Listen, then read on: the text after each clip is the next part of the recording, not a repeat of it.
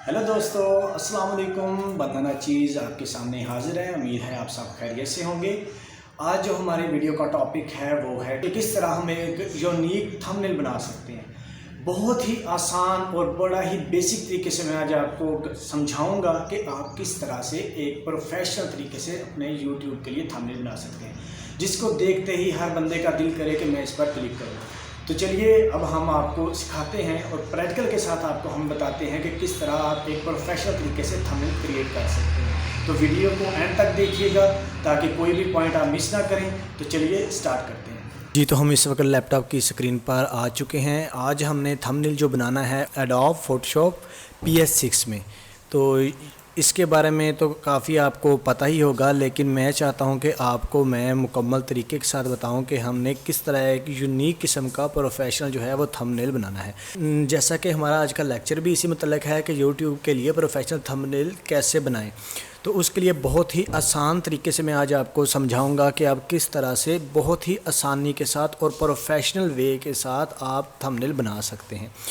इसमें आप अपनी पिक्चर्स को भी ऐड कर सकते हैं। अगर आप अपनी पिक्चर्स ऐड करना चाहते हैं तो वो भी ऐड कर सकते हैं। और बहुत सारे ऐसे दोस्त हैं जिनको यहाँ पर उर्दू लिखने में कि कैसे यहाँ पर उर्दू को लेके आना है और कैसे उसके कलर वगैरह चेंज करने हैं, तो ये चीज़ भी बताएंगे। सबसे पहले मैं आपको यही चीज़ बताऊंगा कि कैसे हम उर्दू में यहाँ पर लिख सकते हैं। इसके लिए दो आसान से तरीके हैं कि हम कैसे एडोब में उर्दू को लेके आ सकते हैं। सबसे पहले मैं इन पेज के ज़रिए यहाँ पर आपको दिखाता हूँ कि कैसे आप उर्दू में लेके आ सकते हैं। तो ये जो पहले मैंने लिखा हुआ है इसको मैं ज़रा क्रॉस कर देता हूँ। सबसे पहले आपने क्या करना है, फ़ाइल ओपन करनी है और उसके बाद न्यू पे आपने क्लिक करना है। तो हमने जो सबसे पहले इसकी विड्थ रखनी है वो रखनी है 1280 और हाइट जो है वो 720 रखनी है। रेजोल्यूशन जो है वो हमने 300 रखनी है। और नीचे आपको कलर मोड नज़र आ रहा होगा, ये RGB कलर हमने सेलेक्ट कर देना है। बाकी हमने बैकग्राउंड अगर आपने वाइट रखना चाहते हैं तो आप वाइट रख सकते हैं, और अगर आप इसके अलावा कोई और बैकग्राउंड रखना चाहें तो वो भी रख सकते हैं। तो मैं यहाँ पर फ़िलहाल वाइट पर क्लिक करने के बाद ओके कर देता हूं। जैसे मैं इसे ओके करता हूं तो उसके बाद हमारे पास बिल्कुल वाइट बैकग्राउंड नज़र आना शुरू हो गया है। तो अब मैं आपको बताता हूं कि कैसे हम उर्दू को यहां पर लेके आ सकते हैं। तो ये चीज़ हमने ओपन करने के बाद हमने इसको मिनिमाइज़ करना है। मिनिमाइज़ करने के बाद इन पेज एक आपने सॉफ्टवेयर जो है वो आपने डाउनलोड करना है और इंस्टॉल कर देना है। जैसे ही आप इन पेज को डाउनलोड करेंगे और इंस्टॉल करेंगे तो उसके बाद जब ओपन करेंगे तो इस तरह का इंटरफेस आपके सामने आ जाएगा।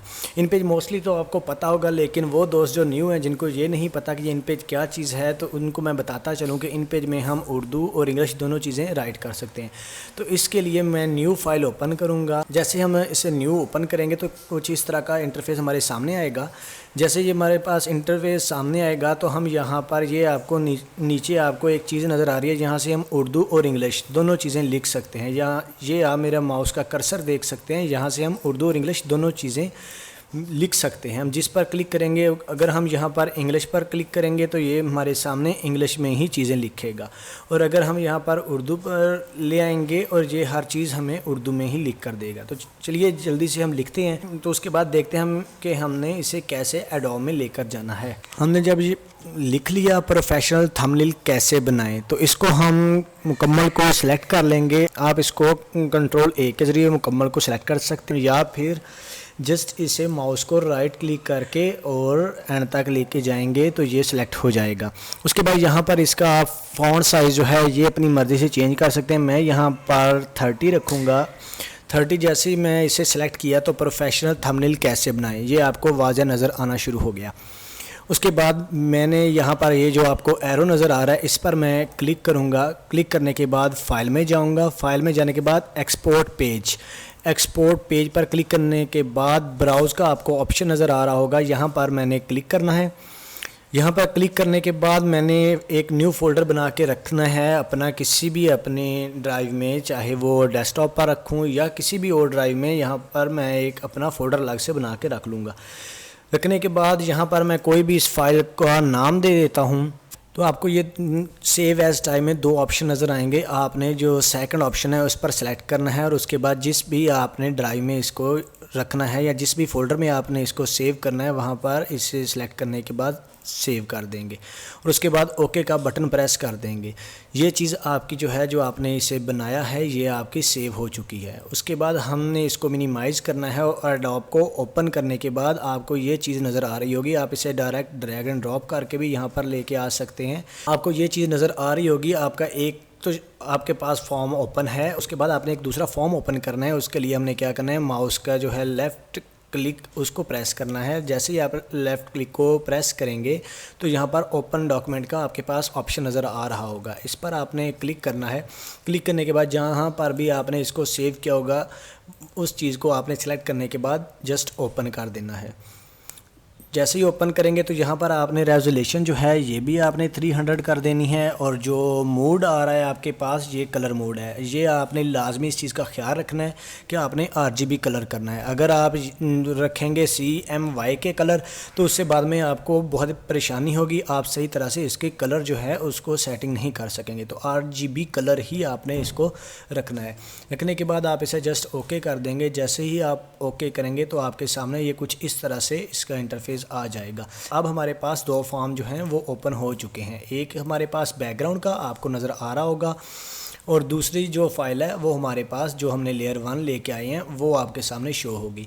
हमने जस्ट ये आपको एडोब के सबसे ऊपर आपको नज़र आ रहा होगा, इस चीज़ पर क्लिक कर, मूव टूल भी इसे कहते हैं। आपने इसको क्लिक करना है। आप V अगर अपने कीबोर्ड से प्रेस करेंगे तो उससे भी ये काम चल जाएगा। इसमें मुख्तलिफ़ किस्म के आपको ऑप्शन नज़र आ रहे हैं। सबसे पहले ऊपर ये जो चीज़ है ये मूव कर्सर है। उसके बाद ये वाला जो, इसमें मैं आपको बाद में बताऊंगा जब हम प्रॉपर एडोब का जो एक वीडियो सीरीज़ स्टार्ट करेंगे, उसमें आपको इसके मुतल्लिक़ कंप्लीट बताऊंगा कि ये क्या क्या टूल्स हैं और इनसे क्या क्या हम काम ले सकते। जो हमारा इस वक्त बेसिक जिस पर हमने काम करना है वो है मूव टूल। मूव टूल पर जैसे ही हम क्लिक करेंगे उसके बाद ये देखें कि आप इसे ईज़िली मूव कर सकते हैं। आप जिधर चाहें आप इसे लेके जा सकते हैं। हमने राइट माउस क्लिक करके रखना है और उसके बाद इसी तरह इसे वापस इधर जो हमारा बैकग्राउंड की लेयर थी यहाँ पर लेके आएंगे और जस्ट हम छोड़ देंगे।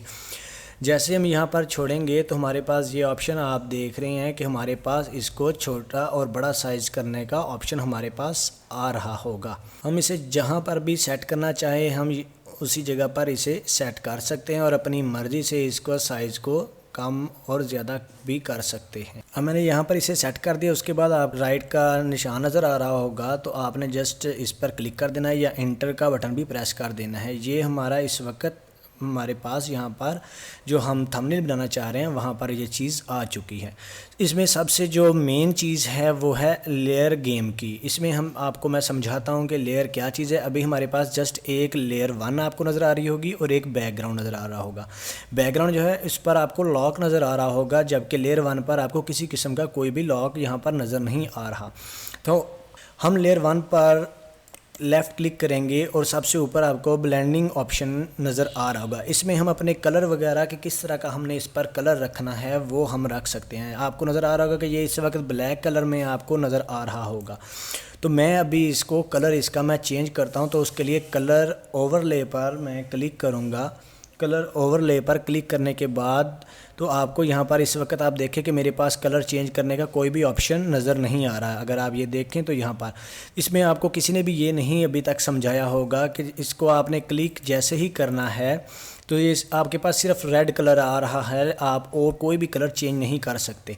तो उसके लिए आपने ओवरले पर क्लिक करना है। जैसे ही आप कलर ओवरले पर क्लिक करेंगे तो आपके सामने आप कलर चेंज करने के ऑप्शन आ चुके हैं। तो आप कोई भी अपनी मर्ज़ी का कलर जो भी आप रखना चाहते हैं तो आप उस पर लेके जाएंगे। जैसे ही आप उसको लेके जाएंगे तो वो फ़ौरन ही कलर चेंज होना शुरू हो जाएगा।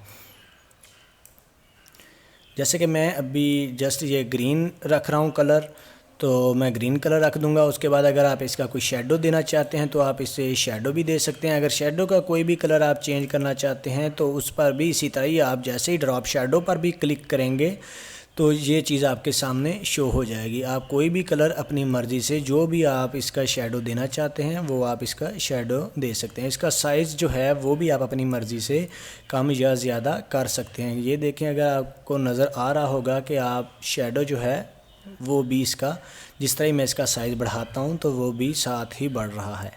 उसके बाद स्ट्रोक आ जाता है। स्ट्रोक पे जैसे ही आप क्लिक करेंगे तो आपके सामने इस तरह फिर ये कलर का ऑप्शन शो हो जाएगा। उसके बाद आपने इसका साइज़ कौन सा रखना है, ये देखें। आपको इस तरह से अगर आप इसे बनाना चाहते हैं कि थोड़ा सा यूनिक लगे तो आप इसको थोड़ा सा और मज़ीद बढ़ा सकते हैं।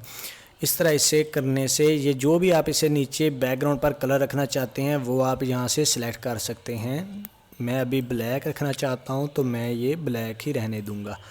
ये करने के बाद हम इसे आउटसाइड पे रखना चाहते हैं, इनसाइड रखना चाहते हैं, जो भी हम इसे करना चाहते हैं वो चीज़ इसकी आपके सामने शो हो जाएगी। उसके बाद हम यहाँ पर इसे ओके कर देंगे। जैसे ही हम ओके करेंगे तो ये देखें आपके सामने हमारे पास एक चीज़ नज़र आ चुकी है, आप देख सकते हैं।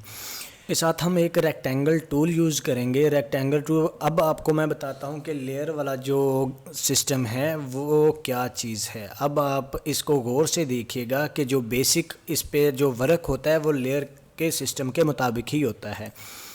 तो मैं यहाँ पर जैसे रेक्टेंगल टूल पर मैंने क्लिक किया, क्लिक करने के बाद यहाँ पर जब मैं लेके आऊँगा और माउस का राइट क्लिक करूँगा, जहाँ पर भी ये मैं रेक्टेंगल बनाना चाहता हूँ तो मैं जितनी बनाना चाहता हूँ तो वहाँ तक जाकर मैं इसे जस्ट छोड़ दूँगा। अब इसका मैं ऊपर मेरे पास कलर नज़र आ रहा है कि मैं इसका जो भी कलर रखना चाहता हूँ इस रेक्टेंगल का वो मैं यहाँ पर रख सकता हूँ। ये मैंने इसका कलर रख दिया। अब ये देखें कि जो कुछ भी मैंने लिखा था वो तो बैक साइड पर चला गया। अब मेरा मकसद जो है, मैं चाहता हूँ कि वो फ्रंट पर नज़र आए, क्योंकि रेक्टेंगल जैसे ही मैंने लगाई तो वो मेरा जो कुछ भी लिखा हुआ था वो सारा बैक साइड पर चला गया। ये इसका लेयर सिस्टम जो है यही चीज़ है कि रेक्टेंगल देखें, आपको यहाँ पर नज़र आ रहा होगा कि रेक्टेंगल ऊपर है और लेयर का जो हमने लिखा हुआ था इसको आप रीनेम भी वगैरह भी कर सकते हैं, इसको रीनेम भी कर सकते हैं। और यहाँ पर आप कोई भी अपना नाम दे लें। जैसे मैं यहाँ पर इसे उर्दू का नाम देता हूँ कि जो हमने उर्दू में यहाँ पर टेक्स्ट जो है वो पुट किया है, मैं उर्दू का नाम देता हूँ। और ये रेक्टेंगल है हमारी। अब रेक्टेंगल ऊपर है और उर्दू वाला जो हमने लिखा हुआ था ये नीचे है। तो अगर हम इससे राइट क्लिक करने के बाद इसको ऊपर ले जाएंगे, यानी रेक्टेंगल के ऊपर वाली साइड पर इस लेयर को ले आएंगे, तो ये फ़ौरन ही हमारा जो है उर्दू वाला जो सेक्शन है वो पहले आ जाएगा और रेक्टेंगल बाद में आ जाएगी। अगर रेक्टेंगल को हम ऊपर ले जाएंगे तो पहले रेक्टेंगल होगी, उसके नीचे उर्दू है जो हमने लेयर लिखी है, उर्दू की लेयर जो हमने बनाई है वो नीचे चलेगी। इसमें जो बेसिक गेम ही सारी जो है वो लेयर की है। अगर आप लेयर को समझ जाएंगे तो आप बहुत इजीली अपने यूनिक से प्रोफेशनल थंबनेल अपनी मर्ज़ी से और बहुत अच्छे तरीके से आप बना सकते हैं। बाद अगर आप इसमें कोई भी पिक वगैरह भी ऐड करना चाहते हैं, अपने जो थंबनेल है उसमें आप अपनी कोई भी पिक भी ऐड करना चाहते हैं, तो उसके लिए भी आपने जस्ट यहाँ पर आना है। जिस तरह हम पहले आए थे, ऊपर आने के बाद यहाँ पर हमने जस्ट लेफ़्ट क्लिक करना है और ओपन डॉक्यूमेंट में आ जाना है। ओपन डॉक्यूमेंट में आने के बाद जो भी आप यहाँ पर पिक अपनी जिसको भी आप सेट करना चाहते हैं, आपने वो पिक जो है वो सिलेक्ट कर लेनी है। जैसे कि मैं यहाँ पर इस पिक को डेमो के तौर पर देखता हूँ और उसको यूज़ करता हूँ। जैसे ही पिक मैं यहाँ पर ले आया हूँ तो उसके बाद मैंने ये आपको पोर्ट पोजीशन पर आपको एक चीज़ नज़र आ रही होगी, क्विक सिलेक्शन टूल। ये आप शॉर्ट कट से भी W प्रेस करेंगे तो ये यूज़ हो जाएगी और उसके अलावा भी आप इसे यूज़ कर सकते हैं। उसके बाद मैं जैसे ही इसको सिलेक्ट करूँगा तो ये ऑटोमेटिकली ही मेरी जो चीज़ मैं जहाँ जहाँ इसको लेके जाऊँगा ये वैसे वैसे इसको सिलेक्ट करता जाएगा। जैसे ही हमने ये सारी पिक को सिलेक्ट कर लिया उसके बाद हम यहाँ पर लेफ़्ट क्लिक करेंगे। लेफ़्ट क्लिक करने के बाद यहाँ पर हम इसे फेदर इसका ऐड करेंगे। तो फेदर मैं फ़िलहाल इसका 5 ऐड कर देता हूँ। 5 ऐड करने के बाद मैं जस्ट इसे ओके कर देता हूँ। जैसे ही हमने ये फेदर ऐड कर दिया उसके बाद हमने अगला जो काम है वो करना है, रिफ़ाइन एज इसका करना है। तो उसके लिए यहाँ पर आप कोई भी ब्रश टूल सेलेक्ट कर सकते हैं और आपको ये सामने ऑप्शन नज़र आ जाएगा। जैसे आप ब्रश टूल इस्तेमाल करेंगे तो रिफ़ाइन एज का ऑप्शन आपके सामने नज़र आ जाएगा। जैसे ही आप रिफ़ाइन एज पर सेलेक्ट करेंगे तो आपके सामने ये जो आपका बैकग्राउंड था वो सारा रिमूव हो चुका है। तो इसको हम स्मूथ बनाने के लिए मैं स्मूथनेस जो है वो इसकी 2% यूज़ करता हूँ।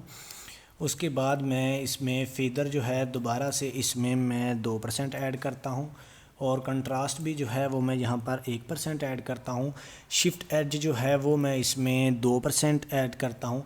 करने के बाद यहाँ पर आउटपुट में आपको नज़र आ रहा होगा, आउटपुट पे मैं क्लिक जैसे ही करूँगा तो यहाँ पर मैं इसे जस्ट 55 कर दूँगा। उसके बाद output to new layer with layer mask, इस पर मैंने क्लिक करना है। क्लिक करने के बाद मैंने जस्ट इसे ओके कर देना है। जैसे ही मैं ओके करूँगा उसके बाद आप देखेंगे कि मेरी जो पिक है वो बिल्कुल रेडी हो चुकी है। लेकिन मैं मज़ीद अगर इसको चाहता हूँ कि कोई भी चीज़ जो अभी बिल्कुल वाज़िया नहीं है, या आप देखें कि अगर आपकी कोई भी पिक जो है उसमें अभी भी कोई प्रॉब्लम आ रही है, तो आपने जैसे ये आपको बैकग्राउंड कॉपी पर ये चीज़ आपको नज़र आ रही होगी, आपने अल्ट का बटन प्रेस करना है। अल्ट का बटन प्रेस करने के बाद आपने इस बैकग्राउंड वाली जो आपको ये चीज़ नज़र आ रही है इस पर क्लिक करना है।